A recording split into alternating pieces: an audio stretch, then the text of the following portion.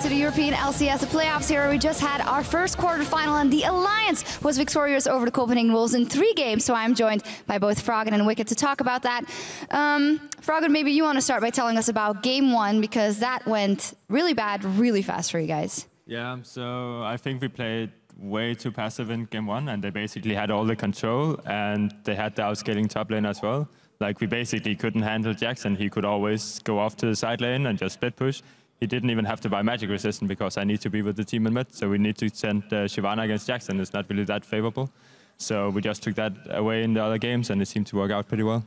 Wicked, what do you think about that first game? And then, of course, they were banning out both your Irelia, your beloved Irelia, and also Renekton, which kind of left you pondering what you should pick. So I like playing Irelia and Renekton against Jax and also like Ryze against Jax, but all of them were banned and then they picked Jax. So it was a pretty terror matchup. So you didn't have anything to say about Wicked being banned out? No, it's like since he's a one ban, Irelia, GG. Anyway, you guys went into game 2, of course, very important to reset your minds, and then you thought, when in doubt, just go for the Kha'Zix. Tell us about the pick and ban phase for you guys. Well, Kha'Zix is pretty OP. It's like you just free farm in mid and then you just ultimate and it's pretty much a free win. But I didn't actually plan on playing Kha'Zix too much. We really wanted to play the 6 and have the stronger split pushers, but we had to change our strategy because of game 1. So just like, okay, we can do Ryze Kha'Zix and it's really, really strong with the rune prison and just lay waste on top of that and nobody can survive that. And we know Forgiven likes to play a 6 AD carry item build with like basically only 6 offensive items. So he's not going to get out of that rune prison and he's going to straight up die, and it worked really well for us in team fights. Tell me then your experience, Wicked, in the 2 games then in the end that you guys won a lot better than game 1, obviously. Wait, say that again? How was your experience in the 2 games that followed and your matchup versus Youngbuck? Well, my experience was really fun because Ryze against Mundo, I can free farm all day, it's not really a problem. The only problem I had was in the 3rd game, I decided to go in 1v5 at level 1 and I kind of got destroyed. What happened? Were you tapped out or something? Because it seemed like you weren't looking at all. Well, I was looking at our beautiful bottom lane and looking at what they were doing, and then suddenly I was fighting 5 people. Tell me about the bottom lane performance, because in the pregame, you guys said, well, or you actually said, basically Forgiven just goes off and farms and then comes back really strong, or lets his team fight 4 versus 5. How much of a threat was he in the series? I actually think they won game 1 without really having him as any impact at all. It was basically just them being really strong on, obviously, Yasuo and Jax. And Amazing also played pretty decent, where Forgiven don't usually get to farm up as he wants to, where in game 2 and in game 3 you only saw him be mid, you saw him farm all the time. He doesn't even base for mana and stuff if he's low on mana, so he's going to be pretty weak in the team fights. So they didn't really play to his strengths, I think, and I think we played really well around it in game 2 and 3. You guys absolutely did, and that means that you'll be in the semifinals tomorrow versus Fnatic. Wicked, first up, how do you think that matchup is going to play out? How strong do you think they are? Well, I just hope they don't ban Irelia. Well, I think they're going to do that right now for sure. Froggen, what do you think about the matchup? I think it's going to be a more explosive matchup than this. Like, honestly, this was like pretty much just a farm fest. Like, Kha'Zix 6 and stuff, and you just farm all day. Versus Fnatic, I think there's going to be more aggression. Okay, you guys, ROC versus Gambit is coming up, of course, as our next game. What do you think that are kind of the strongest, who is the strongest team going into that one, Froggen? I think we have a pretty good idea from scrims. They're like about even. They both have some new things they want to show off, and they have tried a lot of new stuff. So I think we're in for a treat here. Wicked. I think it's going to be a lot of fun. I would vote for Rocket winning, but I would definitely say people should out for Darien because he does a lot of good stuff. There's a lot of good stuff. Well, thank you very much, guys. We'll be seeing you guys tomorrow, of course, as you are in your semifinals. Congratulations, once again, the Alliance in the semifinals. But who's going to be at our other semifinalists? We're going to find out, because it's time for ROC versus Gambit with Joe and Quickshot.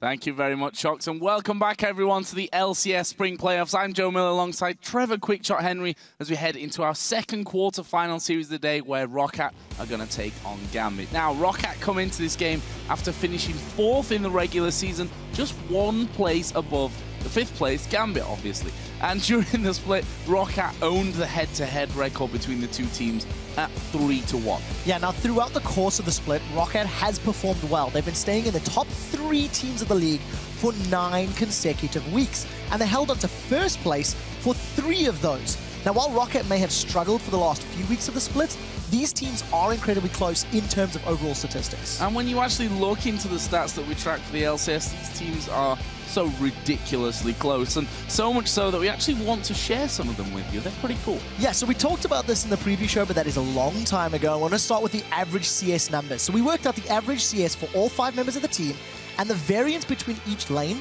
is at maximum 4. Gambit averaged 54 CS between their entire team at 10 minutes. Rocket are only 2 off their pace.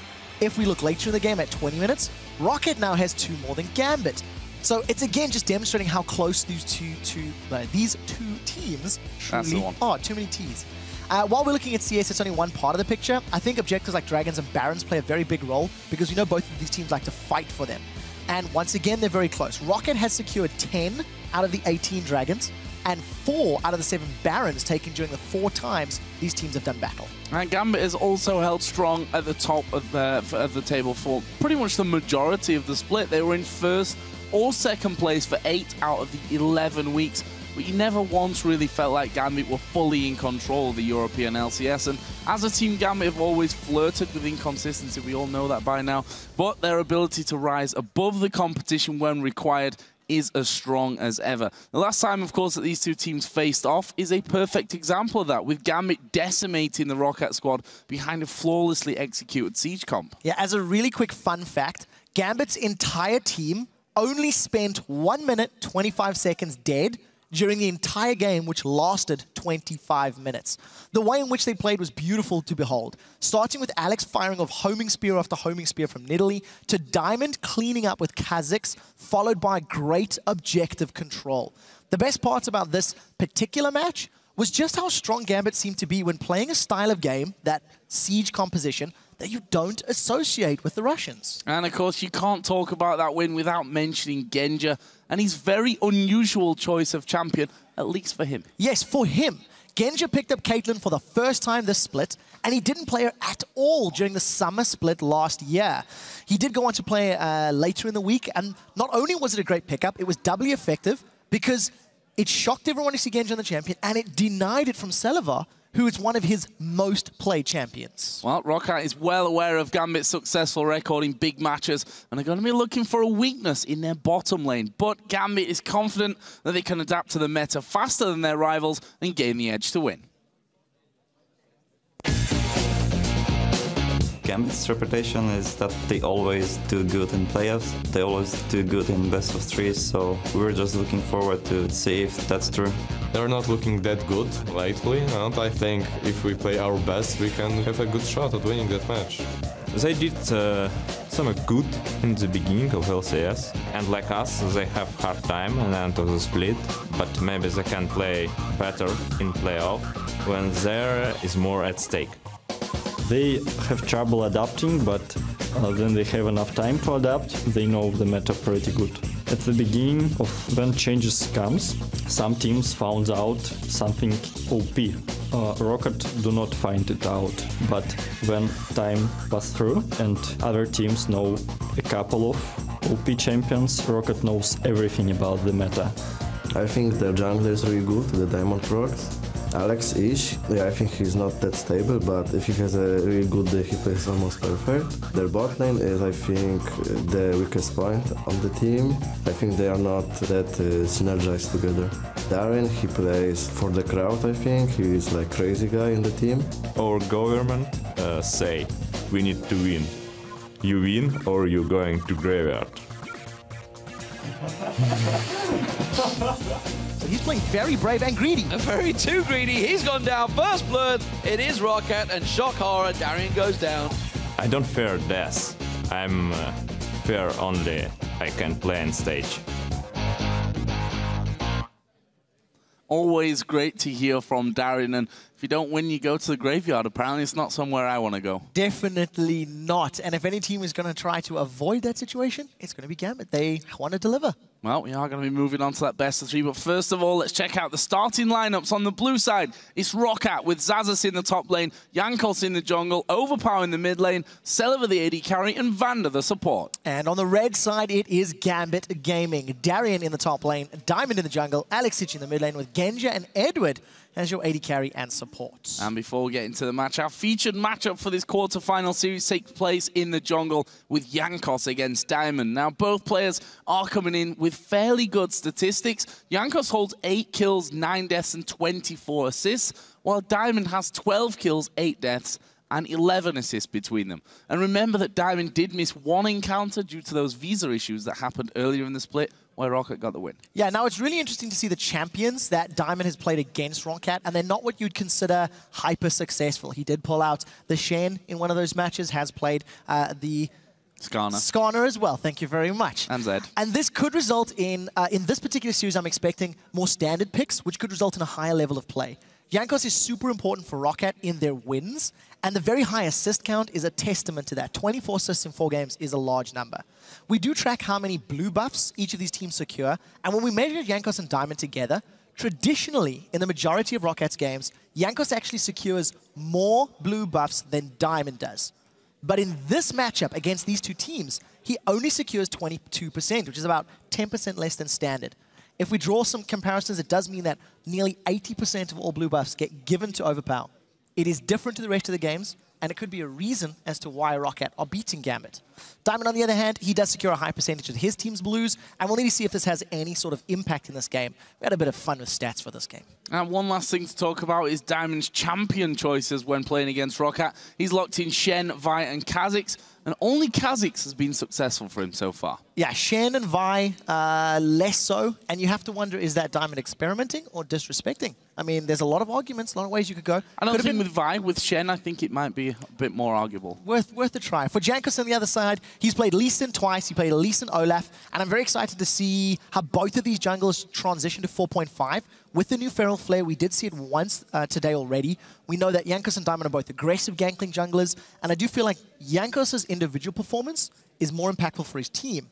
I'm also expecting to see Xin Zhao coming out of Diamond Prox. We know how much he loves that jungler. Yeah, we've seen him play Xin Zhao a little bit earlier on in the season. I'm going to say, I'm actually just going to look at my notes for that because I don't have it in my brain right now.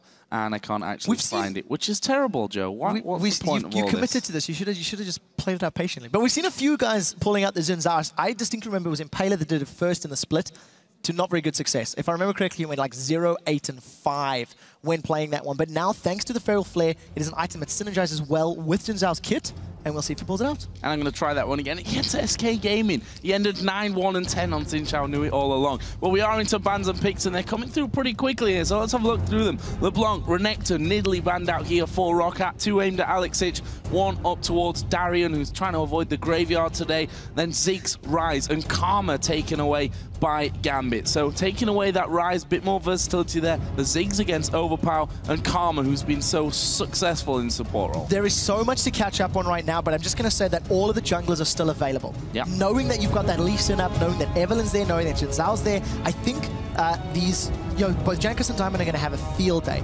With ROC locking in that first pick Thresh, I am quite happy to see that. It is VandeR's most played champion by a massive margin. And when he is on form, when he is landing those death sentences, he is a threat to absolutely everybody. So we'll see if he can thread the needle and find those picks. Yeah, interesting choice. In fact, the most contested support if you had these two players together. 14 games played for VandeR, 11 for Edward, and VandeR has almost double the KDA, in fact more than double the KDA of Edward on that Thresh. So that's going to be an important pick for them. That's where he won his MVP award with his Thresh skills. Over on the other side though, Irelia for Darien. So that is an interesting first pick. If you look at the rest of the top lane, a lot of champions are still up. We've already seen the Jax, we've already seen the Dr. Mundo. With Renekton banned out, this is telling us that Darien is very confident on that pickup. He wants to try get some lane presence down. I want to see how aggressive he plays, because the one flaw with Irelia, if you are in your opponent's face all the time, you burn through your mana pool very, very quickly. So we'll need to keep a close eye on Darien and his resource management to see how well he survives this laning phase. Lucian also picked up for Genja, so his brief affair with Caitlyn, he's gone back to Lucian now, which is the more standard pick, actually, for Genja. You'd also argue that that's the most highly contested AE carry when you look at these two players. I guarantee it. When you look at the meta right now regarding your AD carries, it's Lucian and Caitlyn that are really head and shoulders above the rest, and depending on the rest of your composition, will then determine who else you want to lock in. We do see that the Jinx has been locked in now for Celaver, and in my opinion, it's a hit-and-miss champion for Celaver. He's had some games where he's done great, he's had some games where his positioning and his slightly weaker laning phase has cost him. Jinx is a champion that when she gets ahead, she has so many tools to stay there, but the moment she can't kill you with a Super Mega Death Rocket, all of a sudden she's not a kill threat. You've got Irelia that can jump on her. With Kha'Zix still available and most likely going to get locked in, he's going to jump on her as well. I'm expecting Celaver to have a tough time against this very mobile, aggressive champions from Gambit. And Xaxus in the top lane going to be bringing out the Jax. First time, actually, we're going to see Jax for Xaxus so far in this split. And Jax has had his fair mixture, I think we can say, of success and not quite as much success. We all know, though, once or if a Jax gets going, he's a very big threat. Yeah, it's one of those things where there is a time bomb on it. You know, the moment Jax becomes big enough that nobody from Gambit can 1v1 him, they will lose the game. This is what happened in game 1 of the previous quarterfinal, where there was nobody in Alliance that could deal with Young Bucks Jax in a 1v1 scenario. So he just sits alone by himself in a side lane and continues pushing it up. So we will need to see how Gambit decide to deal with him. I'm anticipating some additional love from the junglers to get in his face and make his laning phase a bit more difficult. And speaking of junglers, Kha'Zix was locked in here for Diamond, and well, we know how strong he is on Kha'Zix. I almost feel like we say that all the time when we're talking about Diamond and his performances on junglers, but Kha'Zix is a real speciality for him. 7-0-2, the last time that Gambit beat ROC, which is 2 weeks ago, it was the jungler that he was running when they had that siege composition, and Alex would land a spear, Diamond would jump in there and kill somebody, and he did that over and over and over. We've talked a lot about the strength of Kha'Zix right now. On 4.5, he is a little less powerful thanks to the tower dive, damage reduction on his tower. And the only reason I highlight that, if Gambit wants to shut down Xaxus on Jax, they need to execute their dives flawlessly. They cannot afford to miss abilities or miss time abilities, because it's going to be very difficult not only to dive Jax under a tower, but to ensure you get the kill. And we're also going to see Nami here coming out for Edward, and that will also be a first pick of the season here for Gambit. Edward not picked Nami up until now. I'm just going to completely skip away from the Garen, because that's probably not going to get locked in. I don't think so. And move over to ROC's final 2 picks with Elise and Lulu. What I really find interesting is with Evelyn available, Jankos has decided to go for Elise over the likes of Evelyn. Over the likes of Lee Sin. I mean, they were both up, they were both there, and he's opted to go for the magic-based jungler. I think they're feeling confident in the amount of damage that you've got, the mixed damage from Jax and the burst damage from Jinx. I also like the utility that Elise offers you, a little bit safer with the repel. Cocoon scales a little better into the late game, and you have some siege potential. Throw out those zaps and those glitter lances and some volatile spiderlings, and all of a sudden you do have some siege potential on the side of ROC. Final pick for Gambit was none other than Kassadin. He's been banned so many times this season. However, he did have that rework, has been banned for 4 weeks now, yes. Actually. And today is the first time that we're actually going to see Kassadin available. Gambit take it. So the biggest thing to note on Kassadin is his Q has had the biggest change. It no longer applies a silence. It gives him a shield when he does actually cast that and jump in. I feel like in general Kassadin's damage has been reduced, especially in the early and mid game, but given enough time, given enough items, he still has the potential to instantly burst you down. The one thing I do want to highlight, you've got a wild growth in there that can save somebody. You do have the Thresh Lantern as well. So Alex is going to need to time his engages perfectly to make it work. And the fact is, on the other side, you've got a Jax who's also going to be scaling up like a beast. And we'll see how those two face off. But before we get into our first game of this best of 3, let's see who you guys voted for over on LOLesports.com. According to the numbers, you think Gambit are going to win the series by 69%. Yeah, that's not surprising. I think, you know, I feel like Gambit are probably the stronger favorites in this series as well. They've been boot camping for just shy of 2 weeks. You know, I talked on this earlier as well. Alex has said they've got a team analyst. I mean, this is the first time we've heard anything remotely of the sort for Gambit. And if Genji's going to build some real items on an AD carry, and they can fix some of their decision-making and their rotations, this could be a very strong Gambit team. Well, let's not forget that Edward tweeted yesterday that he's broke his finger. Turns out it was his finger on his foot, which is actually a toe. We'll let him off on that one, though, because we're going to move into game. We'll see if that broken toe affects Edward this time around. It is, of course, game one between Gambit and ROC in this best-of-3, with a place in the semi-final up for grabs. And for the loser, still the threat there of looming relegation. Yeah, it's very, very scary. Alliance, you know, you weren't 100% sure they were going to make it in that previous series. They were behind in game 1, significantly behind in game 2, but they did manage to pull it out and make it work for them in their favor. Right now, Gambit grouped up on the bottom side of the map and going to be invading on ROC. This is something that's not traditional. We don't see Gambit going for these sorts of invades very often,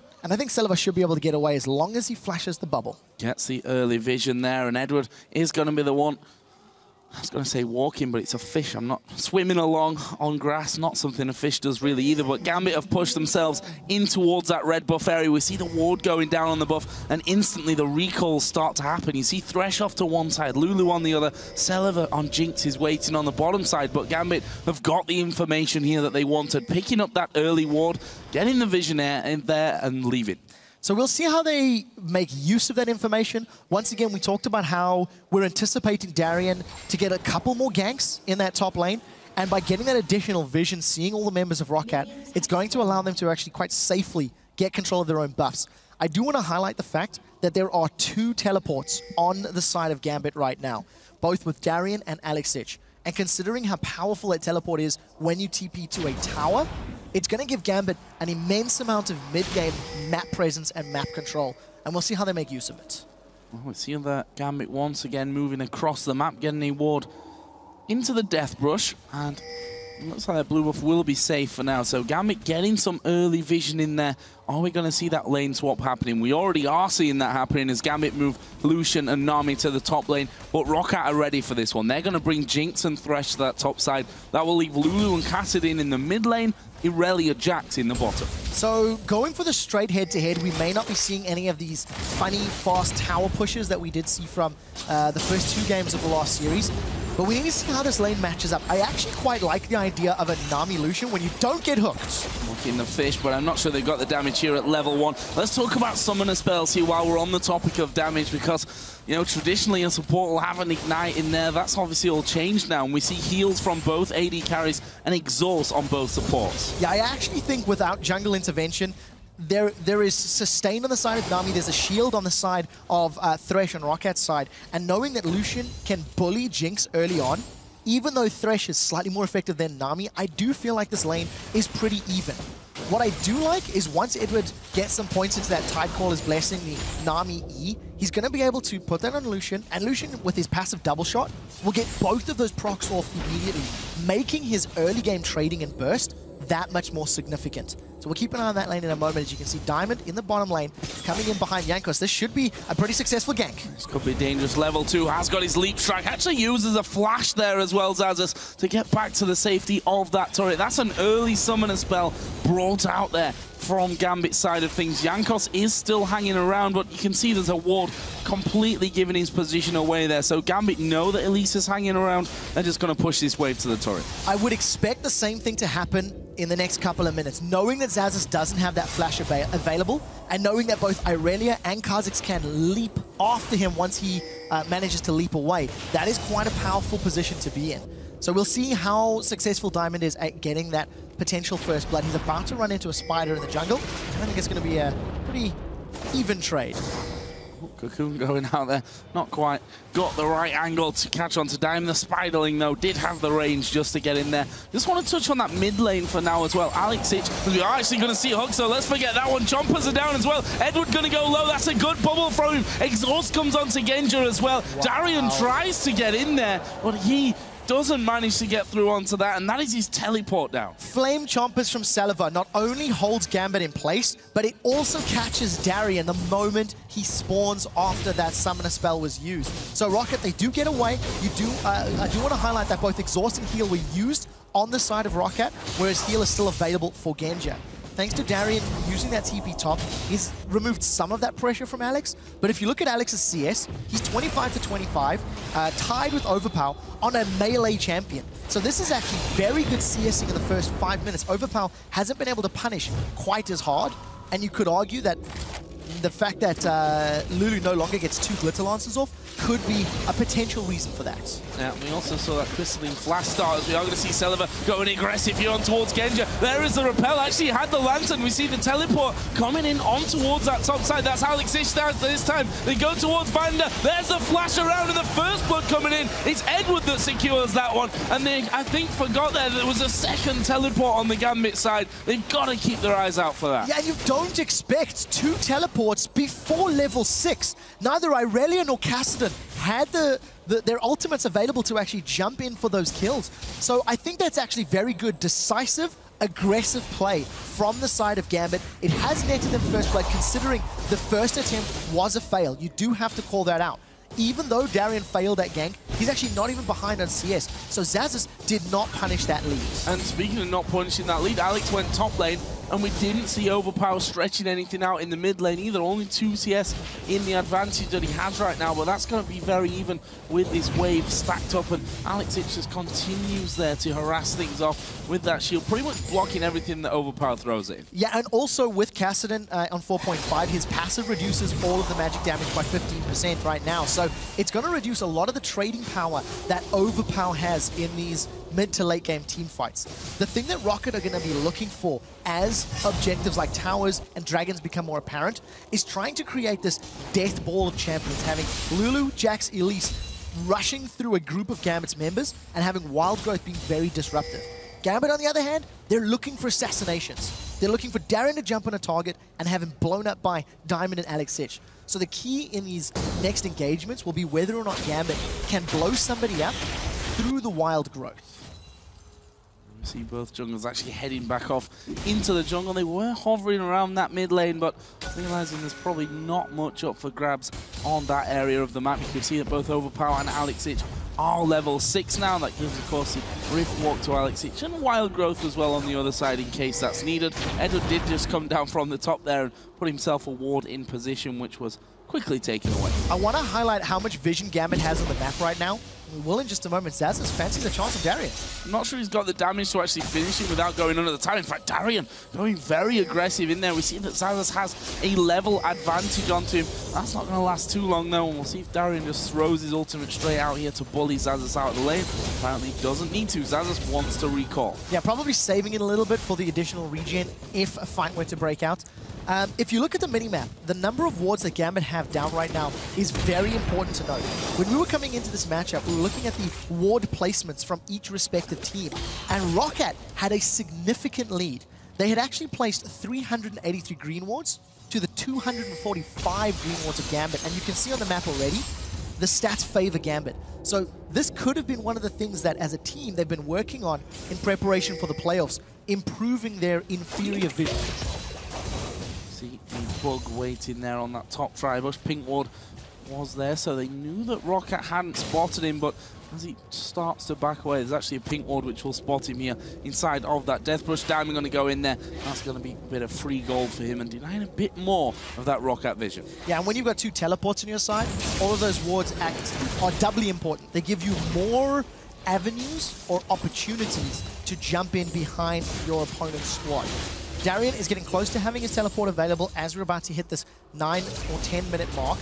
He does have his ultimate available as well, so that's going to increase his damage potential in any of these upcoming fights. But as it stands, even with the kill on their side, Gambit are not significantly ahead in terms of gold, even though they're doing pretty well in this laning phase.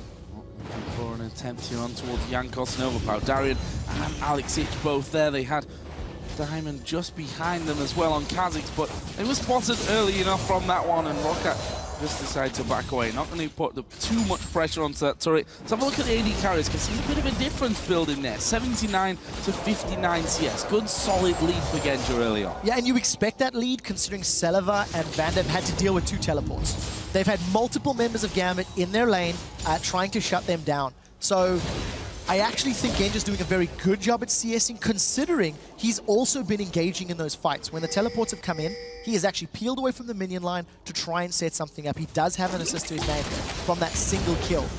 I do, however, like the pick potential that VandeR has on Thresh.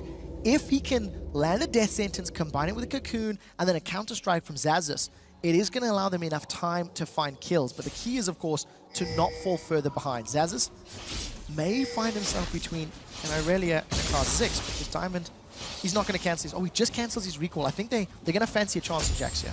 Well, we actually see as well, over 10 minutes into it now. Elise is in the bush. Yeah, Elise is waiting there. We are going to see a Diamond ulting into this one. They're going to go for Xaxus. Can they finish him off? He's down to half HP. Jankos, though, becomes the target of this one. There's a flash in from Diamond. It's Darien that gets the kill. Xaxus able to jump away, though. That's a nice kill picked up by GMB. Yeah, the amount of damage returned was just so much higher. Irelia with the hidden style is going to do a little bit more on each and every auto attack than Jax. Jax needs multiple attacks to hit that same burst. I do want to give props to Jankos, though, or to Xaxus. Oh, Alex is going trading.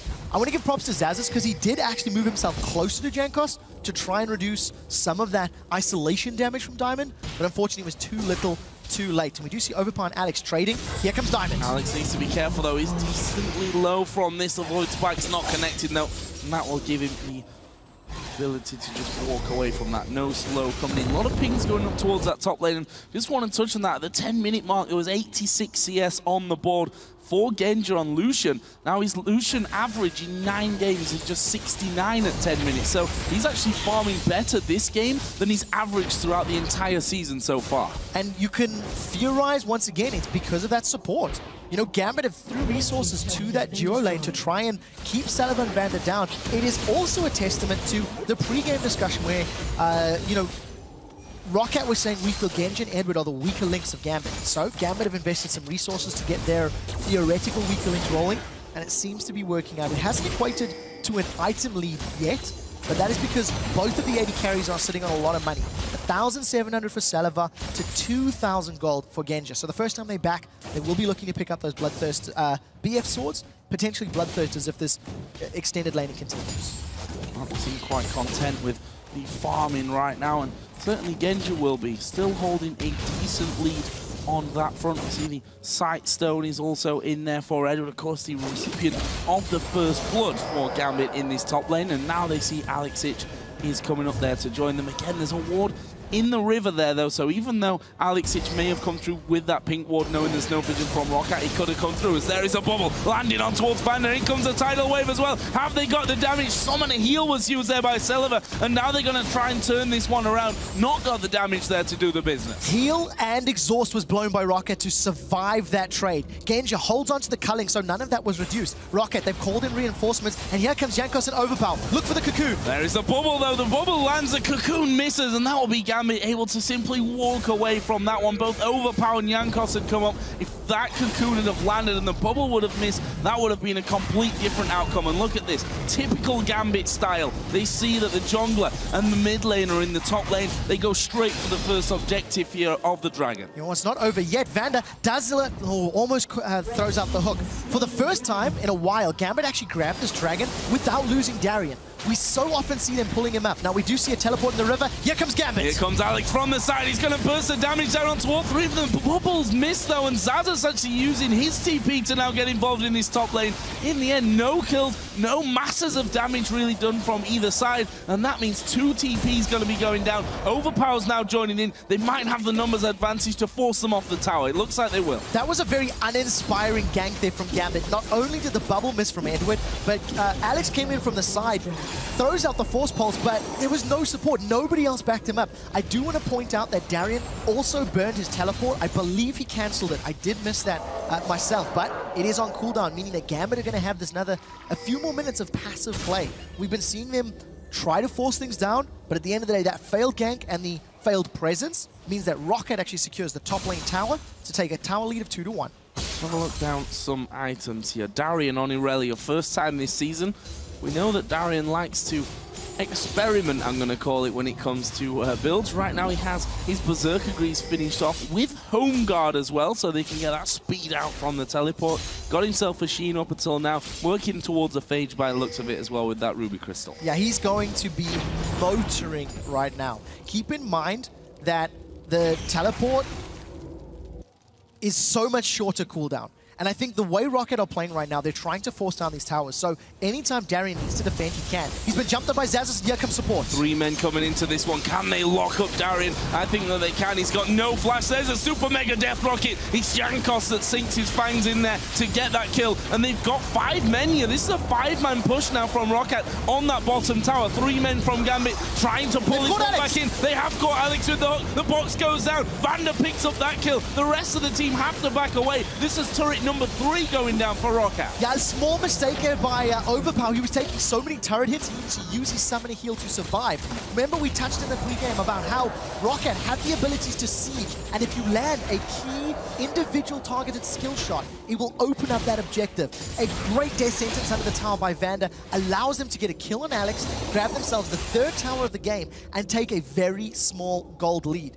Now, Rocket, with all of the outer towers down, need to get some deep vision in the jungle of Gambit to ensure that they can siege up on those inner turrets as safe as possible. And speaking of vision there and Darien going down, we've seen a trend from him when you look a little bit deeper in the statistics in terms of wards. He doesn't give himself that vision very often in the solo lane, whether that's top or bottom. He really does not. Over the 28 regular games of the Spring Split, Darien purchased 11 green wards and 6 pink wards in total. That's it. He's been relying entirely on his trinkets for vision. If you want to contrast to Xaxus, Xaxus has purchased 96 green wards and 13 pink wards. So 9 times the number of green wards. And if you look at the inventory right now, you can still see more wards on the side of Rocket. Although, to be fair, the rest of Gambit have stepped it up this game. They have had very good vision up until, this period of the game now as they've been defending these towers.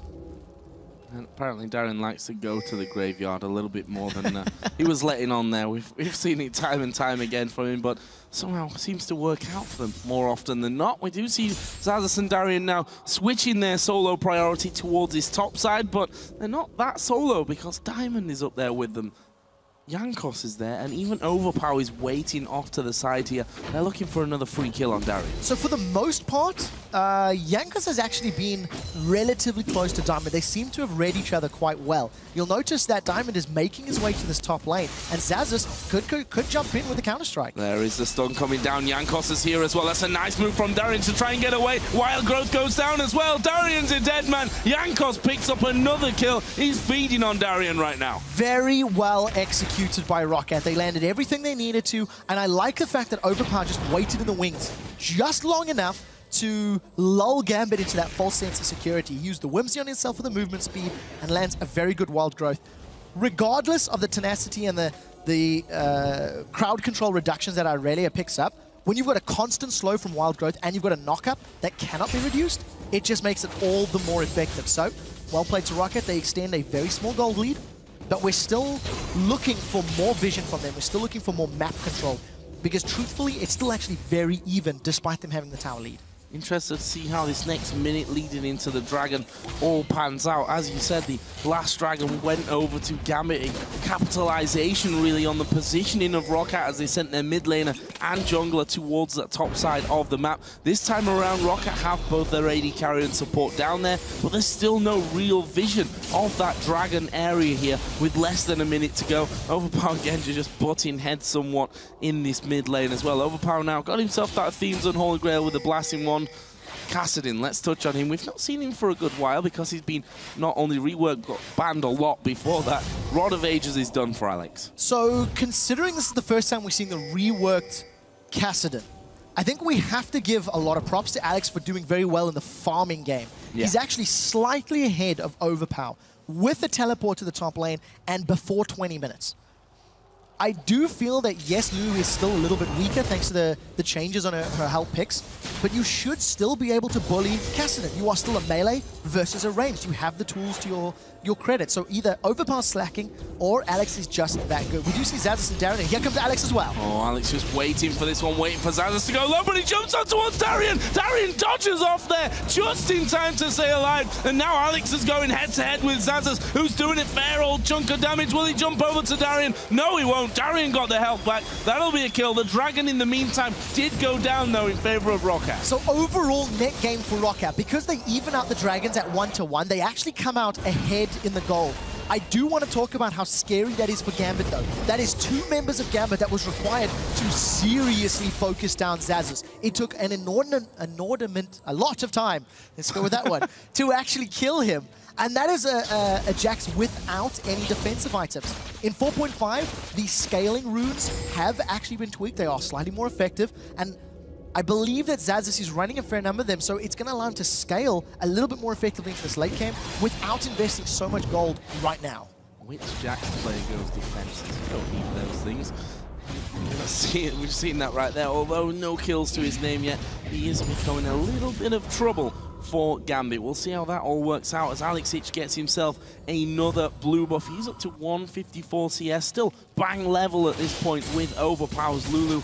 Sure he'll be happy with how that one is working out for him. We've also seen Trinity Force now being completed by Darien's Irelia 1-2-1 and still lacking when it comes to CS if you compare that over towards Xaxus. Overpow, you're going to get chased down by Genja, playing very, very aggressive through the ward over there into that Wraith camp just to check it out and maybe follow through onto Overpow, but as he sees him back away, he'll say, okay then, free Wraith camp for me. Yeah, great play there by Genja. Just very good mechanical ability.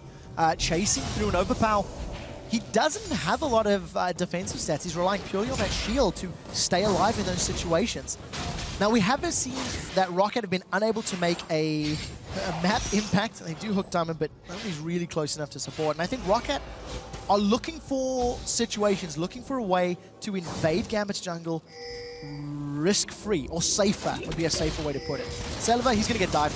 Yeah, I don't think he's going to get away from it either. That's 3 men coming in, but Wild Growth comes out. Darien sank into it. Xaxus gets that one. Incredible stuff. Slow is flashed away from there by Diamond. Aleksei will rift walk. It's all about the hook. He has to flash it. I don't think he had the range anyway, but better safe than sorry there. And that, from what looked like an easy finisher onto Celaver, turned out to be a nightmare for Gambit. And they're going for Baron. I cannot believe how close that was to Celaver going down. The Summoner heal plus that Wild Growth keeps him alive. Now they're on Baron and they are going to shred through this. There's nobody really close by. Now Diamond's coming in. There's a teleport as well. Teleport coming to the backside. Baron is already very low. The tidal wave going to go through the middle of the team. There is a Baron taken by ROCCAT. They get the kill as well. We did see Thresh goes down, but Darien's diving in there. Aleksei is there as well. Darien is going to die from this one, but both Genja and Aleksei doing masses of damage. There's a good repel away, but he can't get away from the damage. Double kill for Aleksei. A 4 for 2 in the end. Yes, ROCCAT got that Baron, but the kills were nice from Gambit afterwards. Hashtag not worth. ROCCAT rushed down the Baron, but they didn't get it down quickly enough. Trinity Force was not completed on Xaxus, and yes, there's a Zeal and a Bloodthirster sitting on Celaver, but truthfully, the amount of damage that was coming down from the Gambit squad and the number of directions of threat. You have a tidal wave flinging from the right-hand side. Diamond comes from the top. Alex is waiting in the wings on the right. And because of the amount of presence that ROCCAT needed to deal with and focus on, by the time Darien arrives, the rest of Gambit have got superior positioning. Great exhaust on Xaxus makes his couple of seconds of fight impact somewhat meaningless, and a very quick kill into Celaver allowed them to just clean up this fight very efficiently. 2 for 4. Baron does go to ROCCAT, so I think probably net gold gain is still sitting with ROCCAT, but you can't deny the power and the impact of removing that buff from the members of the team in favor of Gambit. That's going to give a bit of insecurity, that's the word, unsecurity. Actually, the German word came into my head first. That's a worrying sign, I think. Been living here too long. But yeah, insecurity, that's the one that they had there. I don't even know where I'm going with this. Over to you, Quick Shot. Perfect. Why don't you have a talk? I will, because we do see the Iceborne Gauntlets being picked up now for Kassadin. So we're seeing the first 4.5. His kit was reworked not only to remove the silence from his Q, give him a shield when he jumps into team fights to help survive, but also on his W, you're going to be increasing the amount of damage that he deals. There's an on-hit component, it restores mana if he hits champions. And when you combo that with the Iceborne Gauntlet, oh, we'll get to that. Xaxus may go down. Going to get caught a little bit from this one. Did get his stun off and actually will leap strike away onto that ward that he had from his trinket. No problem for him there. Gambit deciding, okay, we've got no real vision going any further down the river or in towards their jungle. Let's just let him have that one and escape from it. We've got 45 seconds here, 3/4 of a minute until that dragon comes up once again. Sits at 1 apiece right now with ROCCAT taking the last one. Slightly superior vision for ROCCAT near the bottom half of the river. And just to finish up the point on that gauntlet, because of the changes to Kassadin and having his nether blades dealing that magic damage, when you combine the Sheen Burst plus the zone control it's going to give you with the slow, it buys him a little bit of time. Rift Walk in, get the slow, start to mitigate, use your shield from your Q, and Rift Walk out, in theory. We'll see how it works out because I do think his upfront assassination potential is significantly lower with this build, but we do need to see it actually play out because it is the first time we've seen Kassadin on this patch. So, Dragon up in 5 then. No massive ward concentration down that side of the map just yet, although ROCCAT have started to move in position. We see that Gambit already in there as well as a ward at the backside, which Aleksei is going to take away. The Dragon now down to less than half HP. They're going to try and come in for this one. It's going to be Gambit that get it. There's a repel coming away. Good tidal wave will knock them in the air, but it's Celaver that picks up Darien first. Diamond's going to fall as well. He was exhausted for that fight, and now Xaxus and Celaver just start to rip through the entirety of the team. Aleksei is going to try and escape. Genja will get away. Aleksei is probably going to run them on a bit of a wild goose chase here, but as the slow lands onto him, that makes it all the harder. The play comes in, and it's the shutdown from Jankos. That's a 4-0 in favor of ROCCAT. Gambit do not want team fights. We talked about how their composition needs to find picks. They need to blow somebody up as quickly as possible and then have a numbers advantage in the team fight. The moment you start dealing with an Elise, you put a whole bunch of damage on her. She's going to repel away to dodge the rest of it. We see the wild growth coming in there. It's so difficult to focus down a Jax who's going to throw down his ultimate and get bonus resistances. So at the end of the day, Gambit stayed grouped up and they didn't blow somebody up. They have re-engaged now. Overpow may get taken out or not. Or not. Darien might get taken out. He went a little bit too deep on that one. The rest of the ROCCAT team's coming in. Wait for the hook to come through. Where is it going to go? VandeR throws it out. He catches Edward at the back. Goes straight in. Wild growth knocks Darien up as well. And that's 2 more kills for ROCCAT with the turret as well. Diamond is trying to get away. Celaver going very, very deep on that one. Aleksei tries to burst him down, but they've got tower takedown potential as the hook lands onto Alex. He risk walks to safety again, but the in-him turret's down, and ROCCAT are going for the in-him. There's nothing that can stop them right now. Alex and Diamond, if they want to commit, I'm convinced they're going to get dropped down. ROCCAT are landing so many skill shots, one after the other, and every time they connect, Gambit lose objectives. The problem that Gambit have right now is their wave clear is so reliant on their ultimates. There's not the greatest AoE from Kha'Zix. Irelia is going to rely on her Transcendent Blades and Lucian on the culling.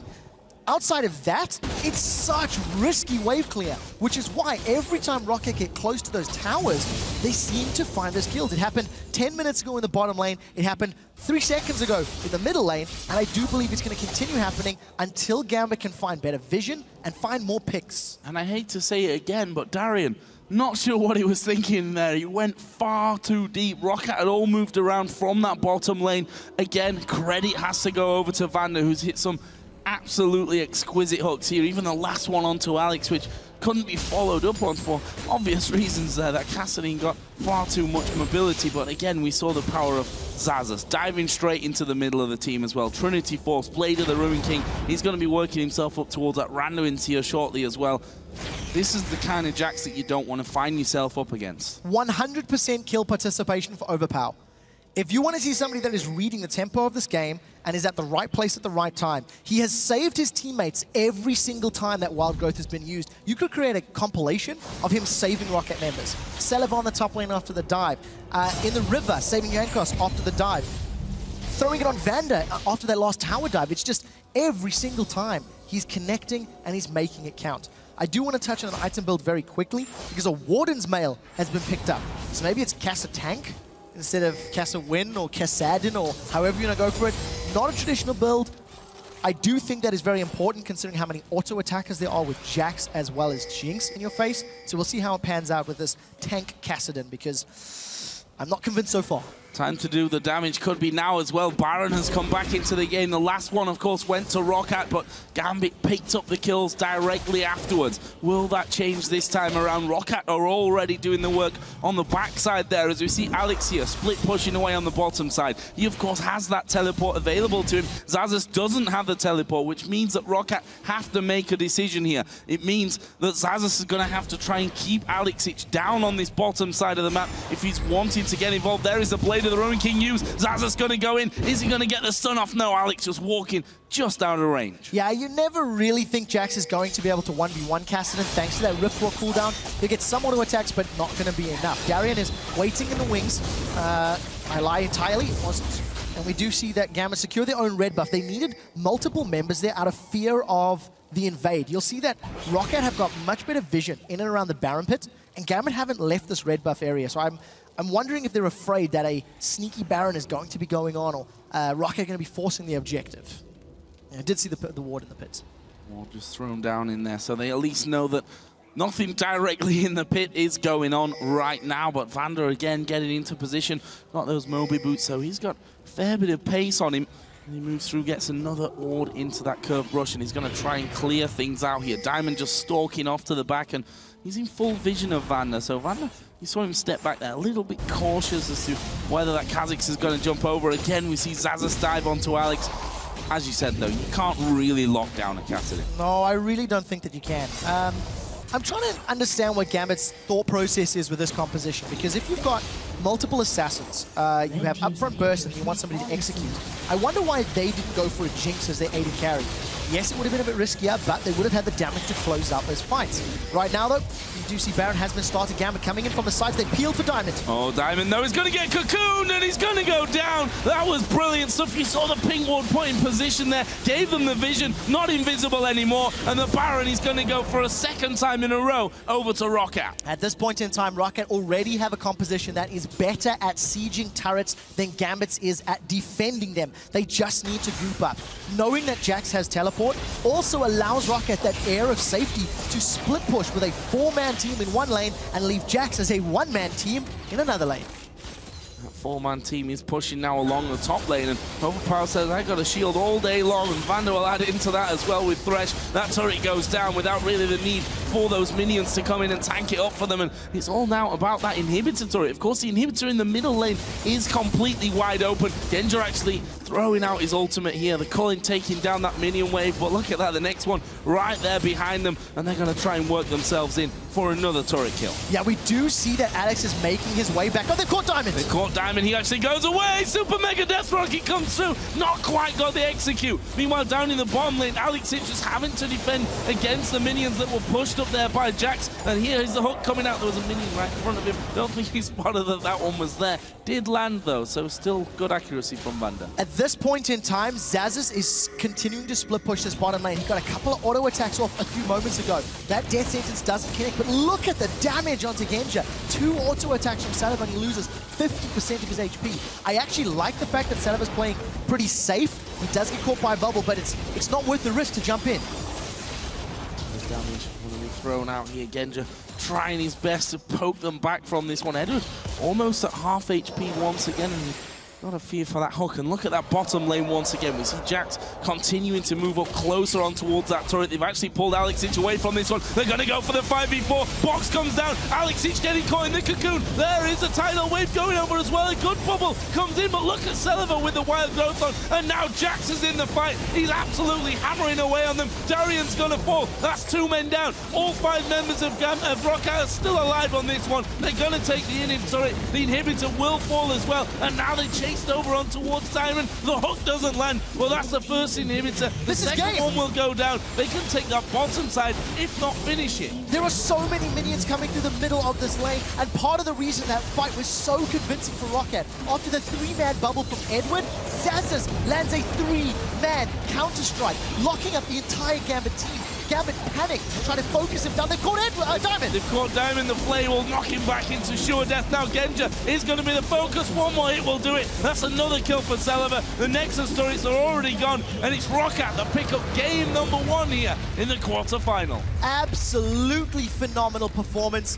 We see new champion picks coming out of the side of Gambit. The Irelia the new Kassadin, as well as that Nami. And truthfully, while the Nami bubbles I do feel were very good, I'm not entirely convinced by that Irelia and that Kassadin. I think as a composition, had Gambit got ahead early, they had the ability to dash in and find kills, but that wasn't the case. And every time they were looking to kill somebody, a wild growth came down from Overpow, and it was like, yeah, what do you want to do now? Your burst is gone. Every single time, those wild growths as well. The first one that we saw, the first spectacular one, was Celaver in the top lane. We thought, sure death coming in. There's 3 or 4 men diving in. Wild growth knocks them up in the air. They end up turning that fight around. And that continued throughout the game. We saw the fight where Darien, after they'd already lost 4 men, Darien respawned, kind of ran in there on his own. They turned it around, got another 2 kills, plus the inner turret, plus the inhibitor turret.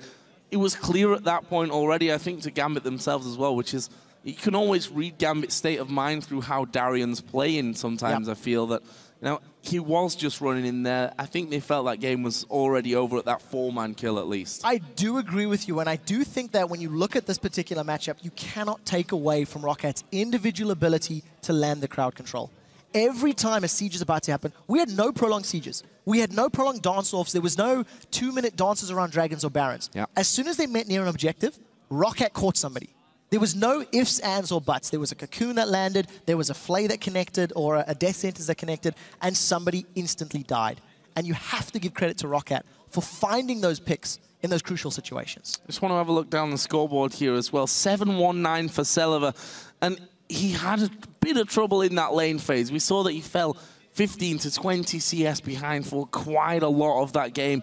Almost died to that dive in the top. I mean, that 1 kill there alone could have changed how this game would have gone, depending on who that got that kill, whether that was Kha'Zix or Kassadin to get rolling. Not only that, it would have been a kill. It would probably have been the tower, and maybe even vision in the top half of the jungle. We touched on how many more wards ROCCAT buys than Gambit, and in the opening, I'm going to be super specific, in the opening 12 minutes of that game, I feel like Gambit had superior vision.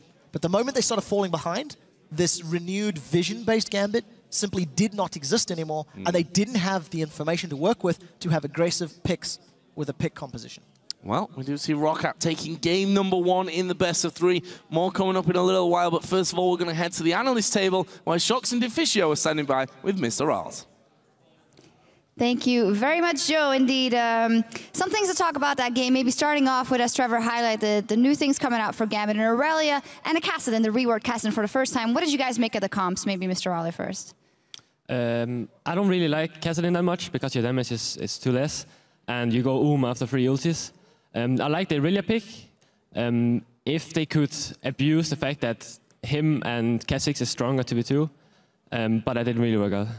Yeah, so for me, looking at the game itself, when you log in Irelia, you log in Kha'Zix, you log in Kassadin, it's a clear image, or you're really showing you want to have these bruisers who can jump in the middle of the fight, survive the damage. That's why we saw the build from Alex going very tanky, of course, Kha'Zix with his ultimate, and Irelia just being a bruiser. But it's a comp. If you fall behind, you don't have any damage, and you're not tanky enough. So it meant whenever they tried actually to teamfight ROCCAT once they were behind, they would go in, they would tank up some damage, but they wouldn't kill anyone. They wouldn't go close to kill anyone. So in that case, when you have this bruiser lineup, and that's why the Kassadin pick was there, it was not there to burst someone down, it was there to go in, tank some damage with the rest of the bruisers, kill the first target, could be the Jinx, no mobility, and then from there on, simply just be able to out-sustain ROCCAT in the team fights. Do you feel that Alex maybe made the adjustment, he made the pick, he made the adjustment in the build, but he didn't make the adjustment in his head and his playstyle? No, it's nothing about playstyle. It's simply Gambit falling behind as a team. And also, as we talked about during the game, when a key member like Darien, as a bruiser in a bruiser comp, falls behind, gives up like 6-7 kills, he's a non-factor. He will do nothing in the fights. He will go in, and we saw fight and fight again. ROCCAT would just turn around and just kill him because he was so squishy. And it also meant for him, once it got to like split pushing, which was something Gambit maybe could have tried to do, Irelia gave up 6-7 kills and then Jax. Like, you're never going to be Jax one-on-one. Mr. Raleigh, maybe talk me through the bottom lane, which ended up being in the top lane versus each other, and a Jinx pick, which could have been quite dangerous, but it did work out for them. I think the matchup is kind of a skill matchup because you have hooks you can hit and you have bobbles you can hit. So it's kind of situational how the lane is going to go. But if I had to give it someone, I think Lucian Nami is better because the Nami E can proc on Lucian's passive, so you have like a double damage. So yeah, You guys, of course, ran that a couple of times as well, so you know very much what you're talking about. Then going into Game 2, Gambit now has, it's kind of the same scenario that Alliance was in just earlier here today. What do you think they have to alter the Fisher going into Game 2? Well, first of all, if they do want to run this Bruiser comp where they need to be ahead to actually have enough damage in the team fights, they obviously need to make sure they don't make the same mistakes early game like they did here. They got caught out multiple times in the game. Hooks from VandeR landing, Cocoons landing from Jankos, giving kills onto Rocket. They also started the Baron. Yes, okay, they actually died after the Baron, but at least it was where Rocket really started to get ahead. And then there's the Dragon fight where, again, once again, the goods engaged by Rocket starting the fight. And from there on out, from Gambit's side, if they make these mistakes, if they get caught out of position and they play this comp, which is very unforgiving when you do give up free kills, there's nothing they can do, really. So Darien, first of all, needs to stop feeding. He needs to stop giving up so many kills. I know it's harsh to say, you know, he was a target, but you can't have him give up these many kills, especially if you play Kassadin, because you need the damage elsewhere. Kassadin is good at cleaning up, he's good at chasing team fights. He's not good at killing people by himself. The old Kassadin will jump in just 1v5 everyone. Sure, new Kassadin, you need to be more tanky, you need someone else to do the damage, and then you start cleaning up, and if someone drops low, you can chase forever. All right, well, Darien did say in the pre-show, I do not fear death, and we did see that right here. We'll see how it goes in the next game, of course. But now we're going to check in with you guys at home, because today, of course, earlier we asked you on Twitter, which European LCS team have you learned the most from this split and why? Here are a few of your responses. The first one is from AetherLol. I think I've learned the most from ROC with their good rotation and focused team fights, and well, they did show up here today. Definitely show up today. Early game, been an issue for them early in the season, was a bit the same here actually. Bit of a shaky start, but then once they got to rotation, got to team fights, they really pulled ahead. The comp worked really well in team fights, good protection onto Jinx, so they managed to peel off from Gambit whenever they tried to kill Celaver. So I would say, for me, Rocket, when it comes to learning from a team, it's more how many picks you can actually pull out and make them work. In the start of the season, we saw Mordekaiser, we saw Talon. Of course, you played against Rocket so many times. How is it actually to make a pick and ban phase against Rocket when you know they have all these weird picks? It's very, very weird because you never know what to expect. When they picked Mordekaiser against us, we had no clue that they even picked it. And even the first game we played against Pantheon Malphite, we never ever expected to see a Pantheon. So it's very, very weird to play.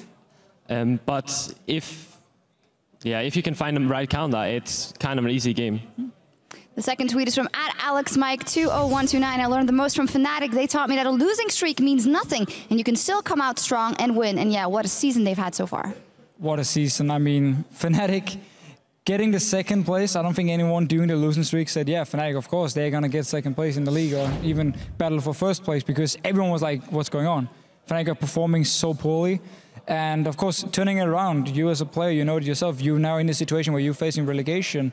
I mean, when you're on these losing streaks, what is it you tell yourself? Like, how do you turn it around? It can be very, very hard. For some players, they give up, and some players just get more motivation. For example, me, I get way more motivation. So I really want to win and want to qualify on my own. But yeah, some other players kind of give up and get sad. So yeah.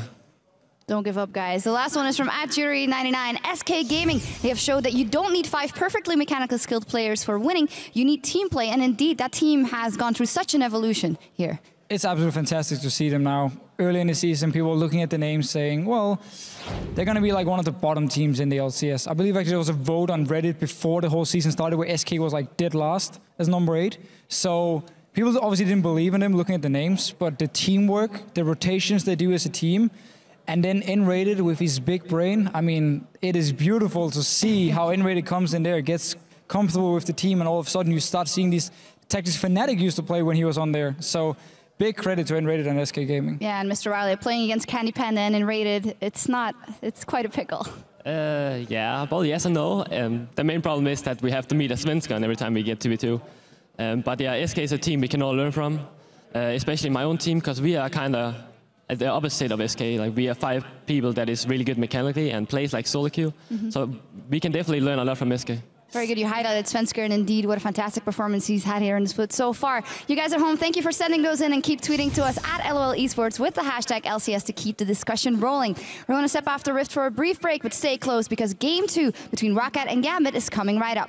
And of course, one of these teams will be going on to face the Spring Split's #1 team, SK Gaming, in the semifinals tomorrow. Before we find out who that is, let's take a look back at the long road to the top for SK Gaming. The surrender vote has come out. SK Gaming call it. Now they're down 2-0 in the best of 5. There was some problems with Knif. We kind of knew he was going to leave. As you could see in the first 2 relegation games, he didn't really make the same calls as he used to. They really need to shake off some Rusty if they want to bounce back. But we had a talk and he picked it up and yeah, we won. The Nexus going down in 500 HP. SK puts themselves back into the LCS. So yeah, our goals for this season was always to just avoid relegation. It's like the worst thing you have to go through. It's really stressful. After the first 3 weeks, basically, everyone was like counting us as an already relegated team. Week 1 loss versus Fnatic was definitely like the biggest loss because I think none of our LCS losses was like that big of a stomp. That's the ace for Fnatic, and in the first set Classico, Fnatic absolutely wiped the floor with SK Gaming. And I was like so frustrated because I was like, damn, this is not working out. Then we like reset our team mindset, and after that, losses weren't frustrating. As the season went on, then we started expecting more and more from ourselves. We all kind of opened up a little bit more because before we were all just completely new to the team except Canipana. And then we picked up the sports psychologist. We had more team synergy. We started climbing up the whole bracket, only having Gambit on our side in the top 2. I think I was in week 7 or something where we had a really good week. Like we actually realized, okay, we can actually beat the top teams. Rocket goes down. You see Knif going down. We see Shook going down. Tap goes down. Alliance are falling left, right, center. SK Gaming just closing in to finish this game. We were consistently performing good and other teams went up and down throughout the whole season.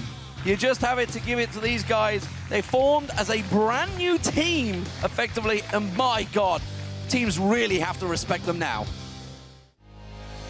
We didn't want to get cocky. Even at week 9, we were like still aiming for top 4.